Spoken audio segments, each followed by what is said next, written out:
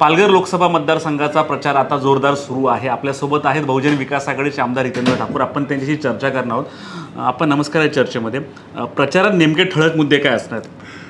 ठळक मुद्दे आमच्या खासदार असताना केलेली कामं आणि नंतर गेल्या 10 वर्षात जे वाटोळं झालं आहे त्याबद्दलचं हा आमचा हायलाईट आहे। आमचा खासदार पहिला खासदार पालघर मतदारसंघाचा, तर त्यावेळी विरारपर्यंत असलेली लोकल त्यांनी डहाणूपर्यंत नेली, ट्रेन वाढवल्या।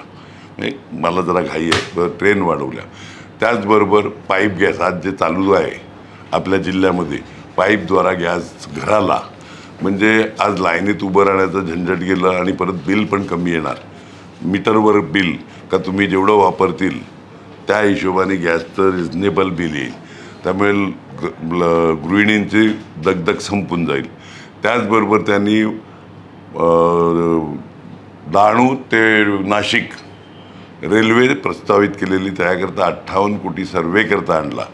म्हणजे तो रेल्वे मार्ग तयार करावा ह्याच्याकरता त्यांनी बराच पाठपुरावा केला, सर्वे करून घेतला। दुर्दैवाने आमचा नंतरच्या 15 लाख खात्यात येणार म्हणून 2 कोटी रोजगार मिळणार, अन्य कारणं लोकांना भूलथापा दिल्या गेल्या आणि ती एक लाट आली। त्या लाटेत आणि त्याच्या पुढच्या गेल्या इलेक्शनमध्ये पुलवामा हल्ला, त्याच्यावर देशप्रेम, परत काय काय ह्याच्यावर आपला खासदार पडला। पण 10 वर्षात या खासदारांनी काय केलं याचा लेखाजोखा समोर मांडावा। दोनही खासदारांनी त्यांच्या हयातीमध्ये काय केलं 10 वर्षाच्या कारकिर्दीमध्ये, तो लेखाजोखा मांडा। माझ्या खासदाराबरोबर बसा। ही सगळी प्रमुख 3 कामं, त्याचबरोबर पंतप्रधान सडक योजना, गावोगाव रस्ते जोडण्याचं पहिलं काम चालू केलं ते आपल्या खासदारांनी। त्यानंतर वसई विरारला त्यांच्या 3-5 वर्षाच्या कारकिर्दीत स्मार्ट सिटी करता आणि अन्य कामाकरता नगरस्थानमधून किंवा अन्य ह्याच्यातून 3,500 कोटी रुपये आणून दिले। 10 वर्षात आम्हाला एक नवा पैसा म्हणून त्या खासदाराला तिकीट दिलं नाही असं असेल तर गावी उमेदवारी बीजेपीने काढावली असेल।